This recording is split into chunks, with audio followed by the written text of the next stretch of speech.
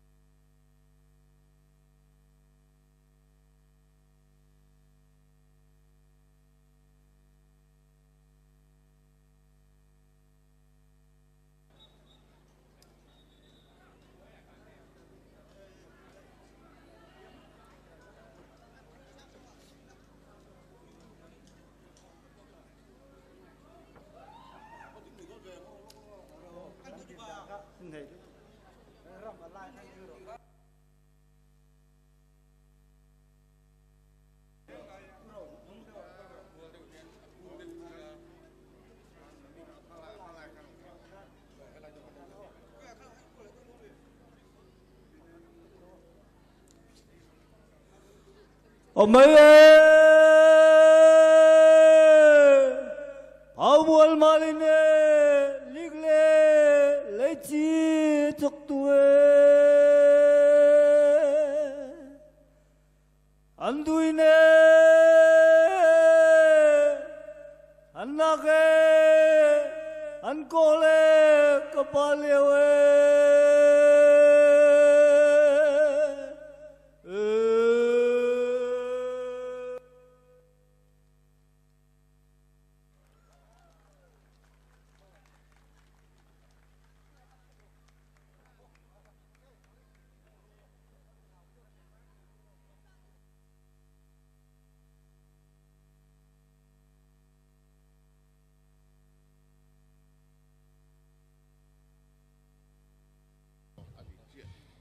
มุงคาร์แอนด์เฟรนด์สินะลุงลมนักตั้มปีกันเงยตัวจุนเบชิมกันไงริไลกันจีฟเกสกันสมนักจานอสิไลกันจีฟเกสนี่เบชิมนักจานอัมันขออาหินนุงักแบกเมนซุงหาค่าอินทสักเทียมอารามีคากันสมเตไล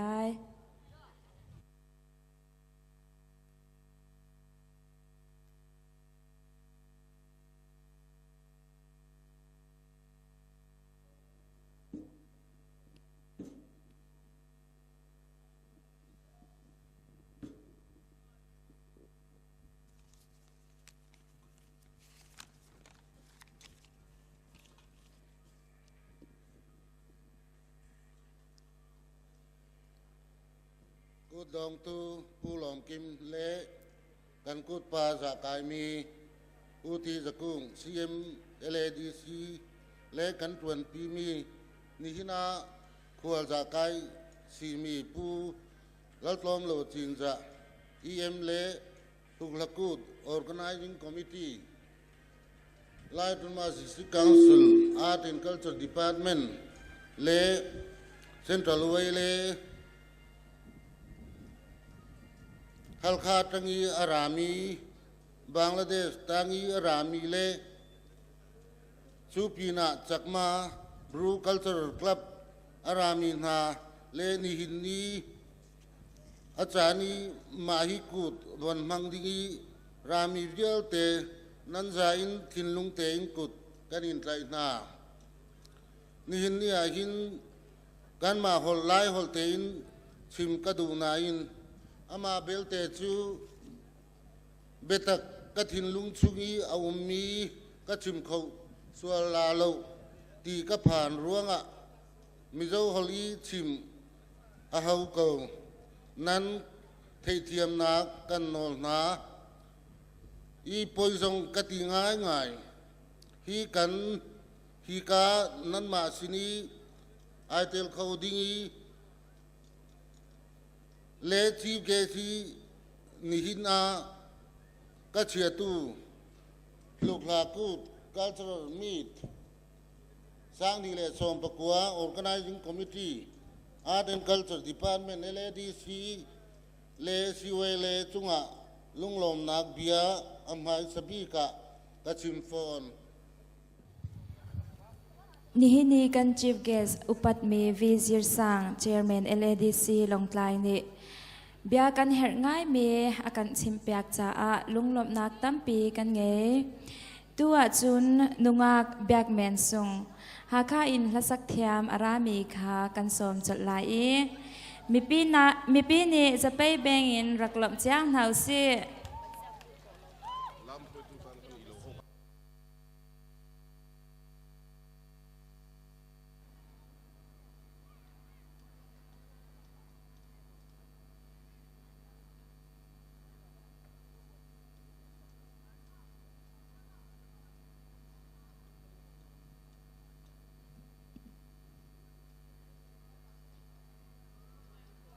Hlukhla boy anin hi nak tiang lam takan troi tu kan petian min thang thas kau se aramin nan di la kan boy pai than ke chuan ak pe kau na se kan ni hi ha kha hi tu ka hoi le an lam tin hin kan nak lai Myanmar rama kir thanding klun dingi tim to nak kan ngai chang cha atu kaima kala sak nak he dong nak silai ko hoi le tu tom palan lam lai hi kan nan khwa kan nak hi adong nak asilai cha ara khaminan dilak kala sak chungah kan lam nalai kan dir nalai nan khwa sikmo kan dir nalai kan lam nalai yang angai khun Lairam timi la tiang selai amhaya chuak khami kan chuak nalai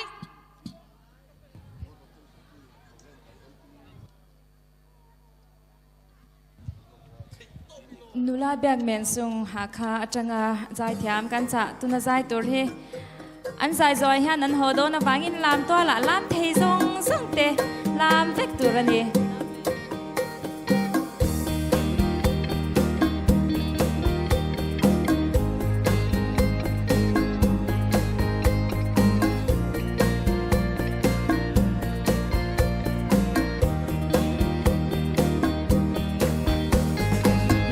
kan siang shim lo mo Lairam o kan ser siam chin lai kan thar chuain kan in sun sak chi la kan nu Lairam o sem na ko Lairam choi chin thiam chial do kan ta chu par sung sar ko lo chial chem yang cha chin Lairam mo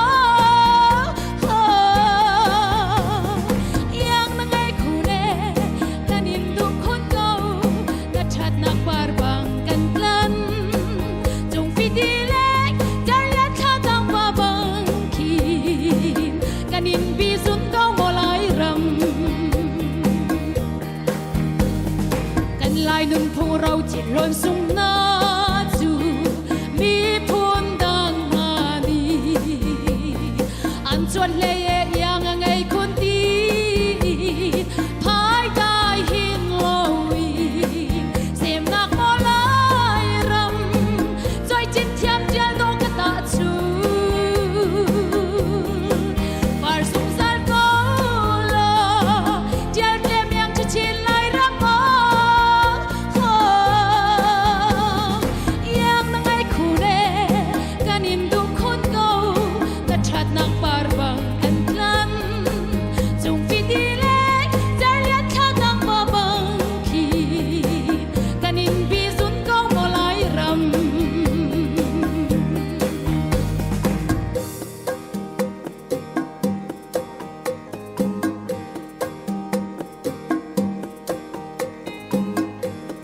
chu min ha kan tu kan beng ma lai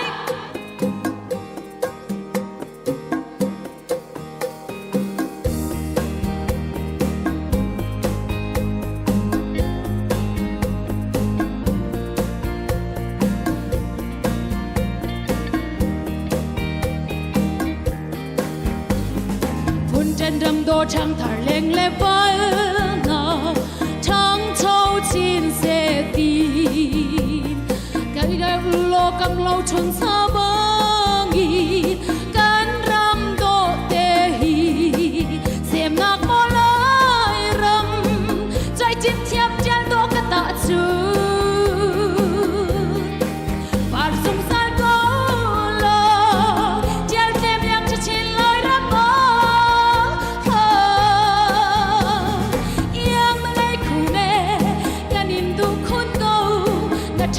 parbang kan tlan chung fi di le jar ya tha dang ma bang ki kanin bi sun ko mo lai ram lai shin sem pi u nau dir sang u lo kan mi phun cha dei ok jen chang nan za chan kan u lo sung chi lai ram hi sem na ko lai ram choi chin thiam chel do ka ta chu par sung sal ko lo chen chen yang chu chin lai ram ma yang na ngai khu ne kan in du khun ko na that nang par bang kan tlan chung fi di le jar ya tha dang ba bang ki kan in bi sun ko mo lai ram sem na ko lai ram choi chin thiam chel do ka ta chu par sung sal ko lo chel chem yang chu chin lai ram mo yang na ngai khu ne kan in du khun ko na that nang par bang kan tlan chung fi di le jar ya tha dang ba bang ki kan in bi sun ko mo lai ram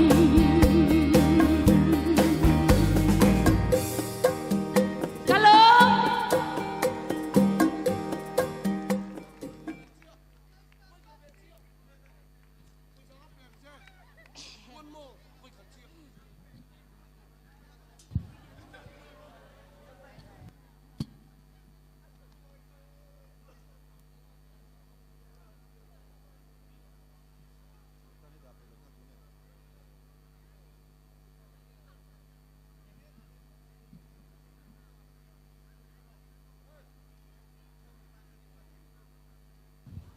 nungak byak men sung kanilom tak tak tua chun ha kha lein arami kan ulena kha an khwa leya tlun anin tim chang cha a cultural troupe kha kan som chot lai i ha kha in arami ha kha cultural troupe kha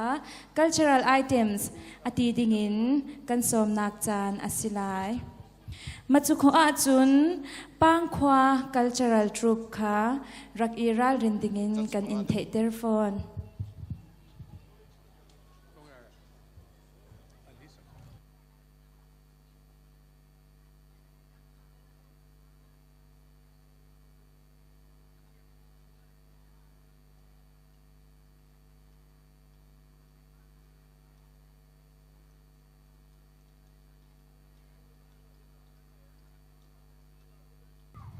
Lamla tukin haka ulenaw na Myanmarin hika Hlukhla thong ni lelei kwa Lawngtlai amang dingin an rai an tha zong aba tuklai tia kan ra asinate in hika a kan ni nanma nan hang cha a kan rak inwam tukve ti kha kan hen chim du asi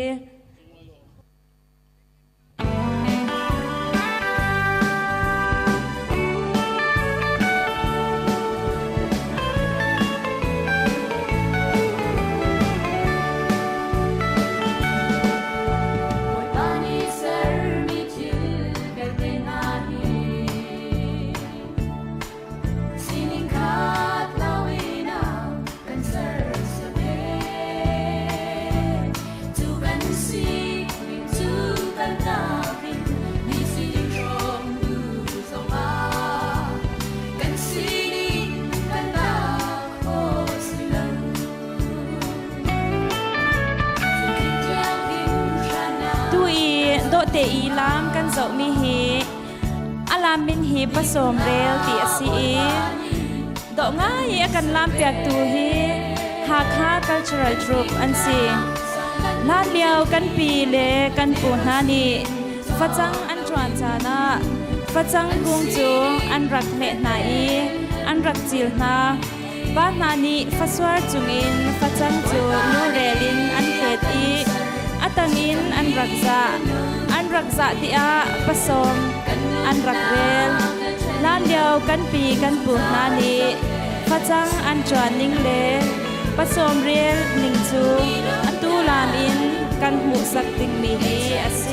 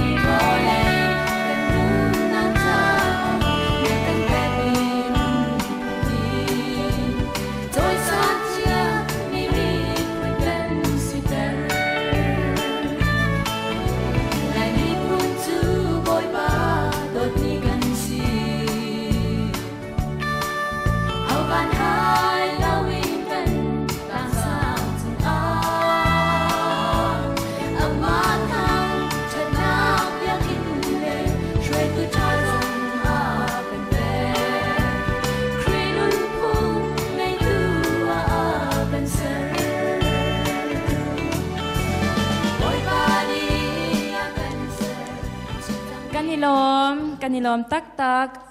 ha kha le Bangladesh lami kan try tu le na kha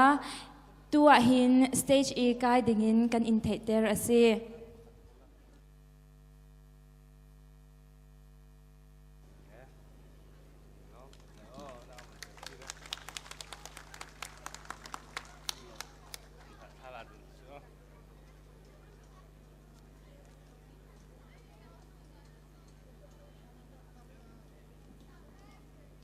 tu chun Bangladesh Lai kha hi ka hian kal se kan chairman thil pek landing in kan som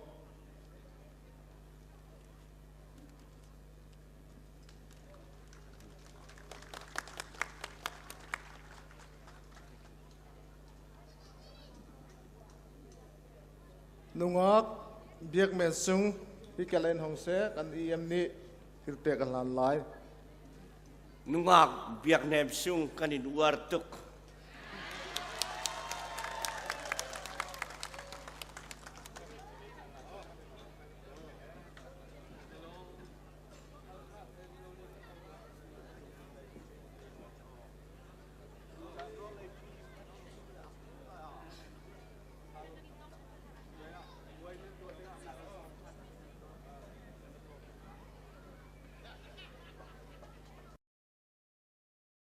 Miss Hlukhla thong hi le hlei kwa top 10 kha hi ka school middle school a hin kal dingin kan in theater Miss Hlukhla thong hi le hlei kwa top 10 kha hi ka school middle school a hin kal dingin kan in theater ase Miss Hlukhla 2019 top 10 at Thingkah Middle School Cultural Troupe in the air.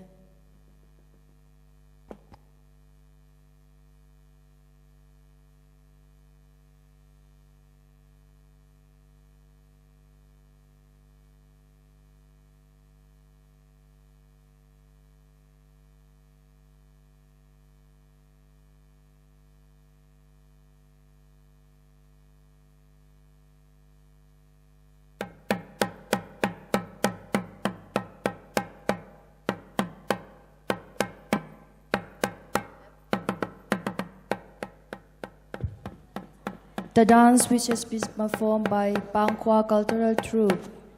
is an impressive dance originating from Poi. The Lushai people call it Ralulam, but we, the Lai people, call it Sarlamkai.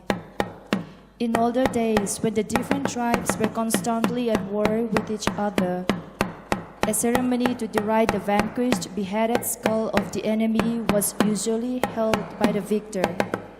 This ceremony is performed to ensure that the vanquished soul remains a slave to the victor even when the latter also dies. The derision ceremony usually lasts for 5 days. The first 2 days is spent in merrymaking, singing alongside drinks and a non-vegetarian feast. On the third day, a pig is slaughtered and the victor paints his whole body with the animal's blood,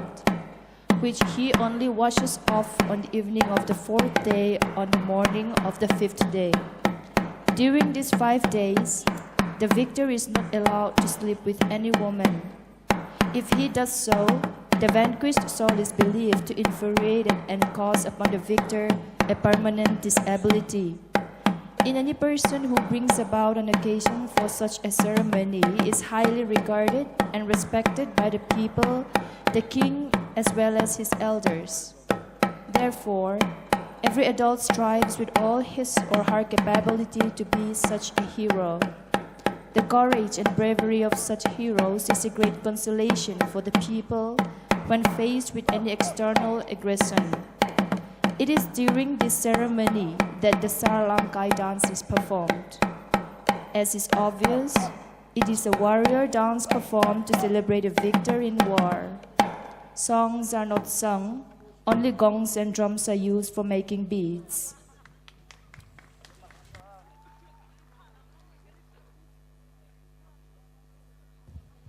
Tua chun nungak rut moi la sa dingin kan som lai Nungak root moini hmuhsaknak ahman khoh hin Bangladesh Cultural Troupe kan som te lai.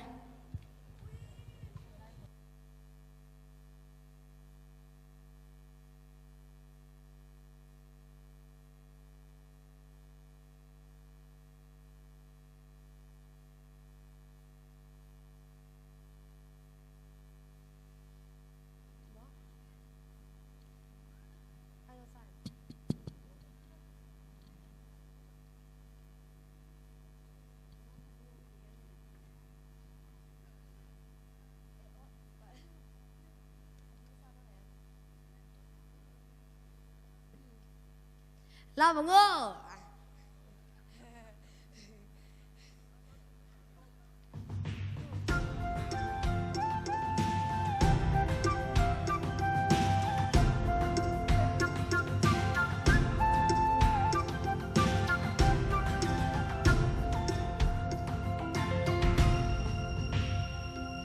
Lai mi xem khát zuê sang đang lâu đình ăn nuông lai nuông xe mai nè làm dài rất dài xie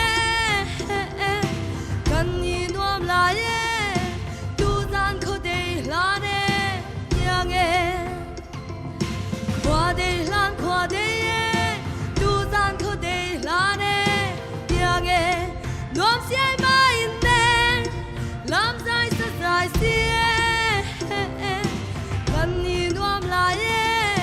tu gian khô đây là nè tiang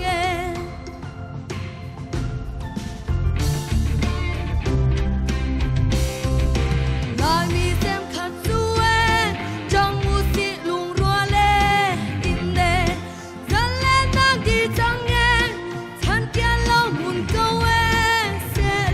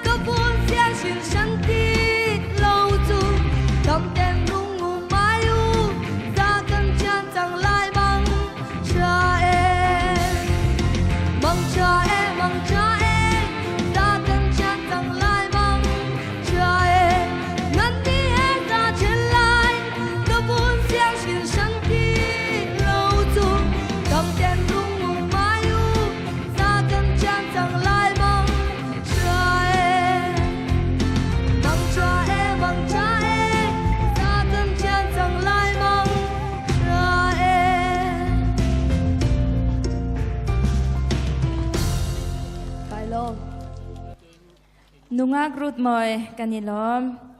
tua chun Bangladesh Cultural Troupe kan som lai Bangladesh Cultural Troupe ni cultural dance anvanti khoh hin bechim kan ngai lai kan guest of honor upat mi laltlom lawa chinza executive member LADC Lawngtlai sinin bechim kan ngai la Bangladesh Cultural Troupe kan som nak chan asila Nihnih do te I Mipi mai akan lang ter tu hi mapui L4 asi do du ve po ning khan mapui sinahin kalkho asi ti kha kan vanchim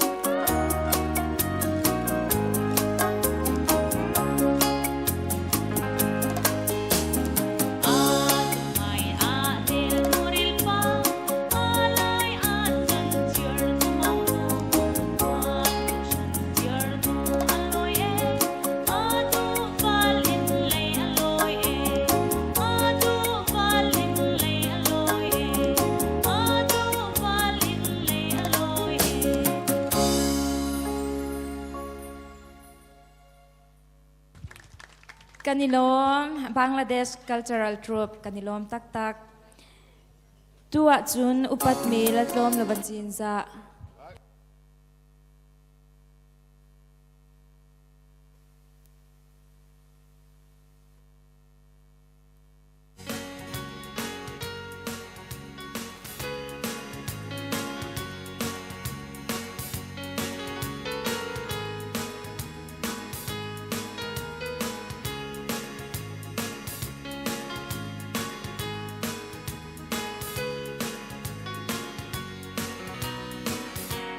to say no,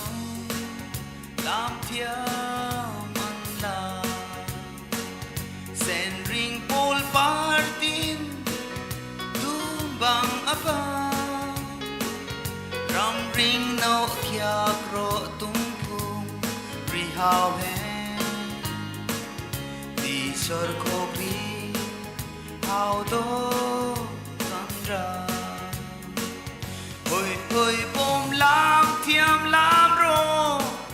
kan ram tlang sang par doa par tin zai za lava anyang e lo zu tuai da lo say no lang ram doa ba free de thi thế naki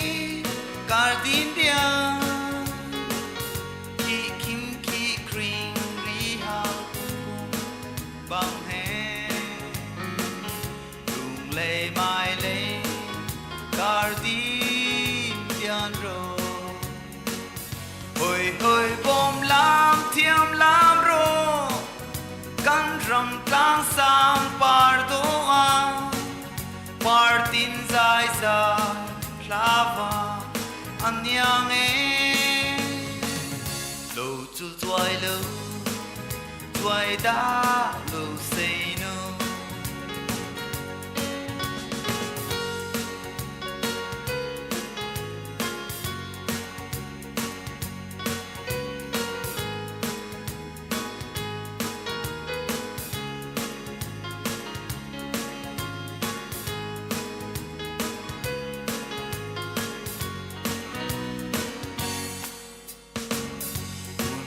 cha cha dâu ăn chim lơ bồm làm độ say nâu lúc ngạc phát la căn lại ta lấy hen căn la ô căn la dar son dar khung Mipi zabe hoi hoi bom lam thiam lam ro kan rong tlang sang par do a par tin zai za lava anyang e lo chu chuai lo chuai da lo say no lo chu chuai lo chuai da lo say no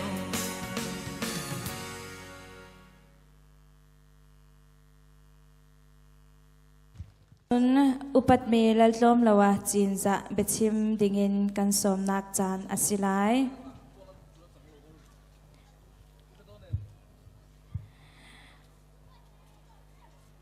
kan guest of honor ni bechim nak ahman khoh a hin Nihnih kan first session chu adong chot lai I second session hi kan pe chot lai I cultural competition ti dingin competition ni tel atim mi kha rak I ral rin chau dingin kan in thei der ase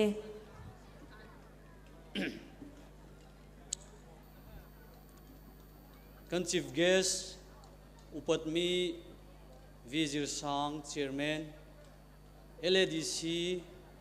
kan CM upatmi ti zakung LADC chauza I katuan pi EM le MDC Nihnih Hlukhla cultural meet mangdingi arami vialte nandi lakin zatial kut kan klai kanu now Bangladesh le Myanmar tangi arami na chun bru lechak ma kanu now mahi Hlukhla kut mangdingi arami kanilom mahi program tolrel to organizing committee le art and culture EM chungah guest of honor dingi nan ka som cha lunglom bia ka chim phone nin ka chim du mi chu lai mi hi vulei chung pum pi phuna hin avana chiami kan siko ruwa kati zaitin thakan vana chiat kan ti chun international boundary ni kan mi phun hi akan trendi India Myanmar le Bangladesh kanu le naw tampi chakleya Myanmar leya thangleya Bangladesh leya tu mi jongkha kanu naw bom kanti mi na kha Bangladeshi ummi ansi kanu naw Myanmar leyi ummi Burma chauza achiat tukle rang tukruanga mani anum naki an khua le ina zong khowlovin Mizoram le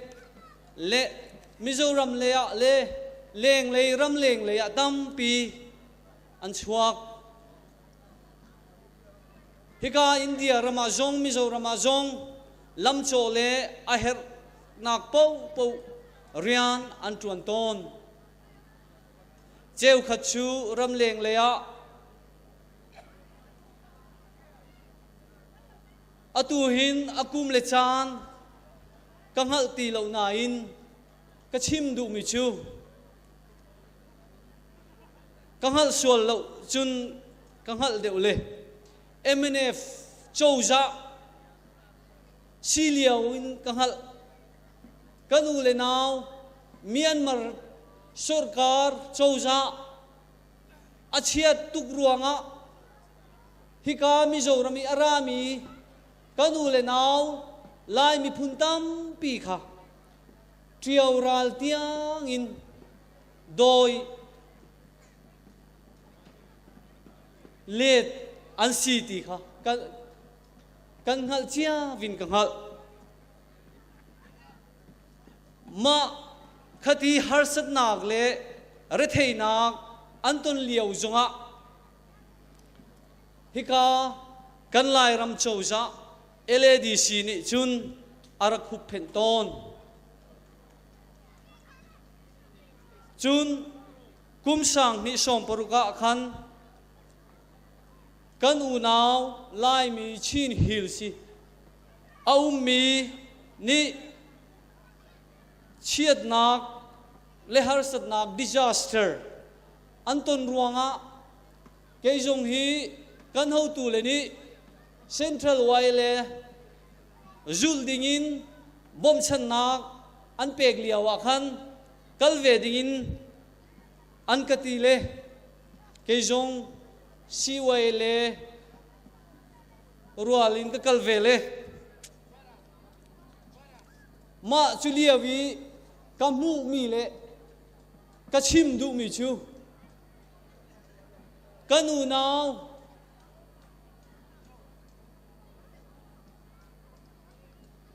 chin hil si lai tlang a ummi andir mun le an khosak anum tu kamu tika khan ka khua ruwa ahar tu khring ran kalum thini ummi chu boy pa ziame ma hiti tuki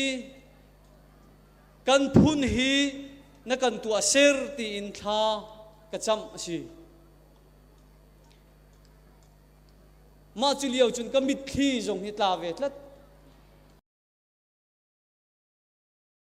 kan dan le kan re thei dan ka ruwa tika ka mit khi jong tla ni nain ka chim du mi chu international boundary ni akan thren zonga kan ruwa nak le lungput hi pakhat si selo tu Hlukhla festival kan man mi ni hin kan pi tlei nak fe ter chin seti kadu chun abikin hika LADC area i au mi vial te sini ka chim du mi chu lai kan sina khi betakte ikan kalpi aher chang zai organization zong si se political party zong si se kan lai identity promote khoh nak organization asimuti nahi kan ngai tua a hau chang kan nak chu kan organization kan political party zong adang simai the man selo ma chu organization na chu kan malai phun thanga hin promote nak ding au mozei ti na hi kan ro a her chang tua chun kan CM thi thruai nak LADC azong office file Lai Holy Kalpi Asichangi Lai kan sinak hi Lai kanin TV me kanin TV ve na hi job oriented silowin kan ma identity phau chuan ak ding kan ngai to a hau chang atu Lawngtlai district chungi aumi Lai intimi na hi Lai kan sidan na hi LADC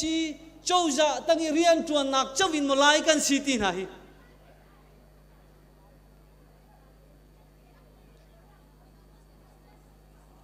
kan ruwa betakte i kan ruwa a her chang timi kha ka chimdu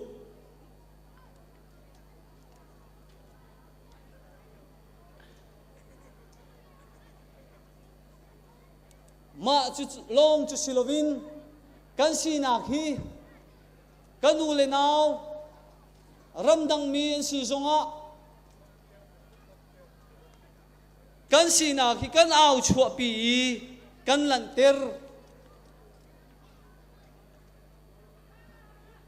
aher tukchangi kan identity kan tlau di suala ti hi aphan ngai chang kan hau tu le ni siang hak chia kan hol atlaw lo nak dingin siang ina siang hak chia chong dingin tang khat changin tang riat tiang lai cha an chon ter chang ma chu pina kan CM le kan EM art and culture zo khen tu ni tampi chan an lak ruanga kan lai thuam thil jong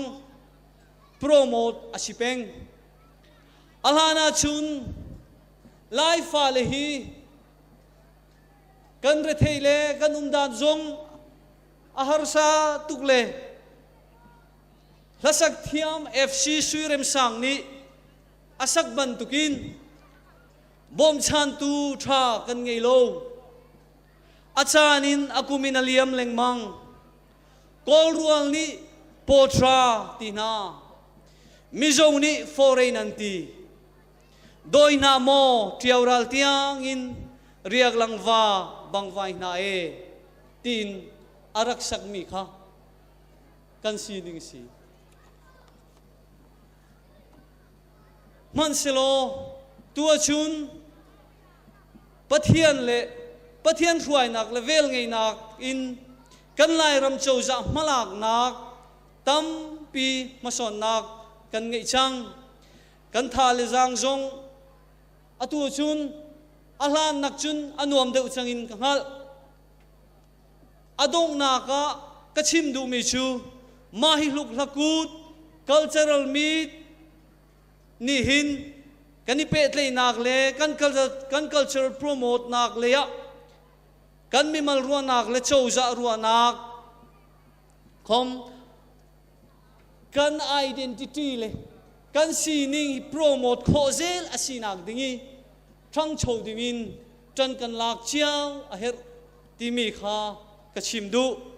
kailom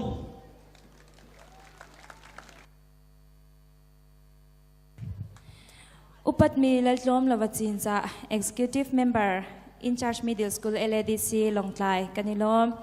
tua chun kan first session makatikhan kan dong lai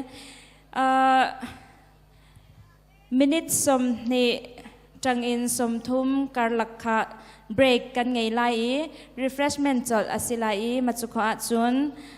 kan chan second session kan pe chol lai Amasabiratan contestant number 1 Lalom Sangi Jinza L3 Lawngtlai 3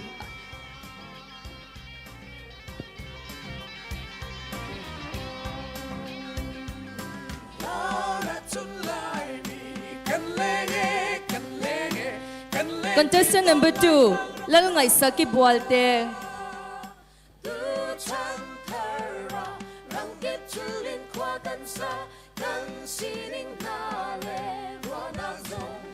MZ07 Contestant number 3 277 lalpiak swali imotor jinza Lawngtlai 3 imotor ta na akal tura ngin le shatir ini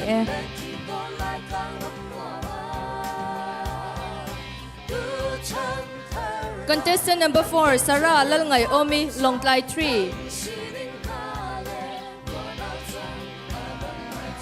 Contestant number 5 Sophie lal danglovi Lawngtlai 3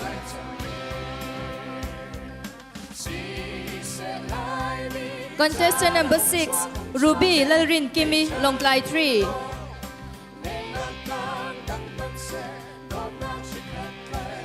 Contestant number 7 Ruat Lupui College Veng Contestant number 8 Lal Chandami College Veng Contestant number 9 Mal Som Tuangi College Veng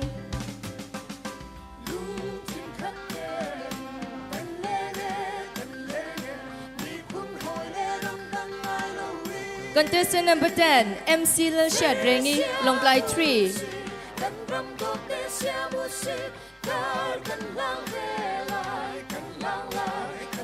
Contestant number 11 Angela Kerem Ruat Feli College Veng Contestant number 12 Eslin Zonun Mo Yivan Chong Contestant number 13 Elizabeth Lalzui Tluangi Lawngtlai 3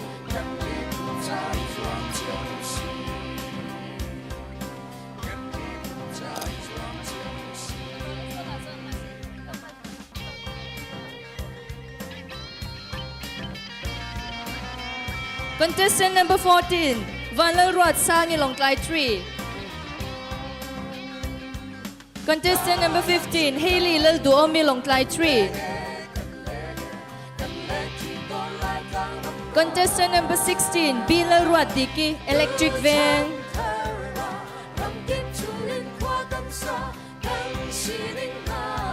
Contestant number 17 Mark Rolunthang Contestant number 18 Bilal Lian Sang Zela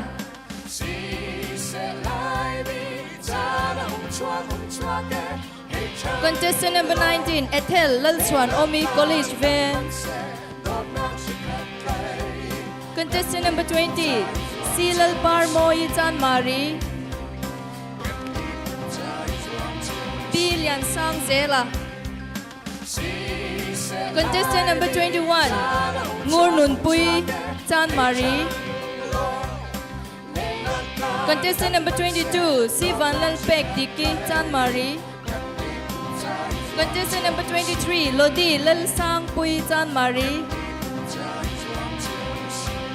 Contestant number 24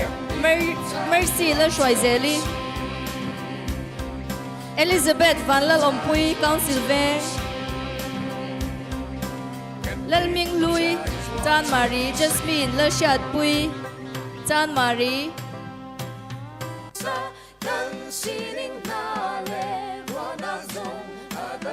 Contestant number 28 Grace Lal Ruat Sangi Chan Mari Contestant number 29 Betsy Chan Chin Chai Eng Moi Chan Mari Contestant number 30 Lal Pian Ruali Chan Mari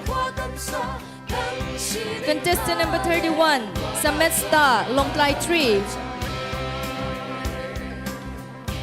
Contestant number 32 Stephanie Van Ler Shat Pui Lawngtlai 3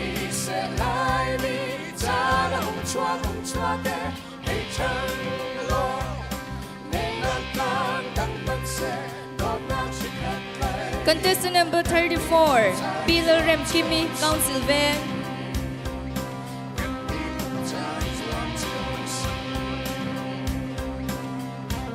Contestant number 34 Maria Lal Chazwali Contestant number 35 V Lal Hual Kimi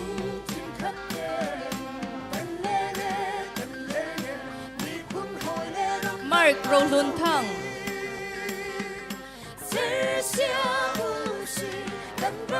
Amanda Malsom Swali Electric Van Malsom Sangi Nunui Council Van Eslin Zonun Moi Van Chong Angela Remruat Philly College Van Lal Duomi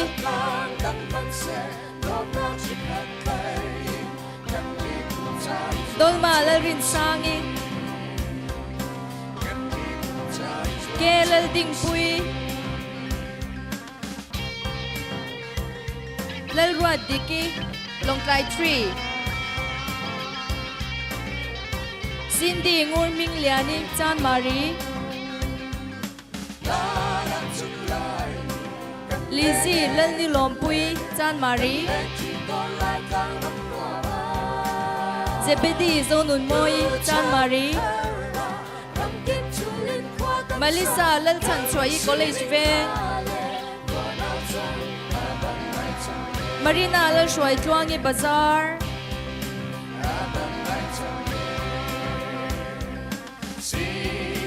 Lal Ruat Philly Bazaar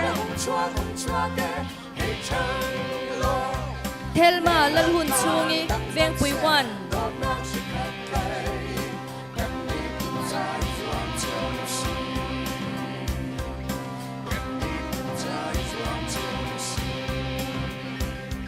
Bilal Rem Siami Veng Pui Wan Shema Lal Ram Mangai Sangi Veng Pui Wan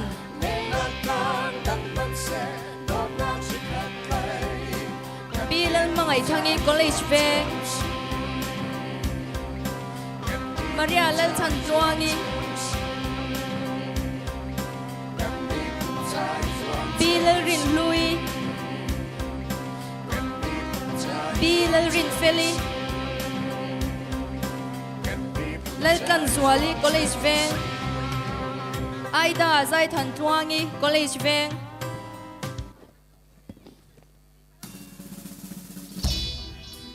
Emily Van Din Thangi Lal Din Pui Dolma Larin Sangi Angela Lal Rongboli Remruat Puya Isabella Sai Thang Pui Grace Lal Kan Sangi Betsy Chan Chin Cha Eng Moi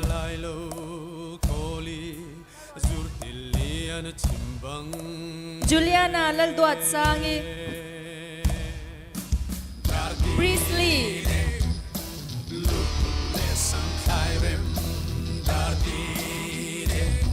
Hilda Mercy Malsom Dong Zeli Ming Than Pui Semesta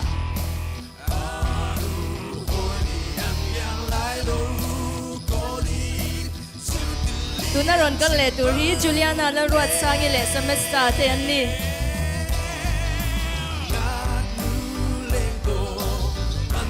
Mercy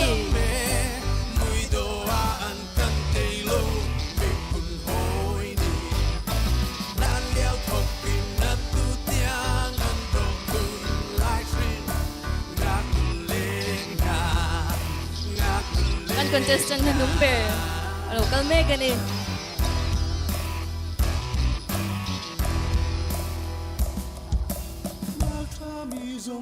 Ole ka tizong ka kan Mr. Tele kan Miss Winnie ta na run contest thei ta chu ni kan lo me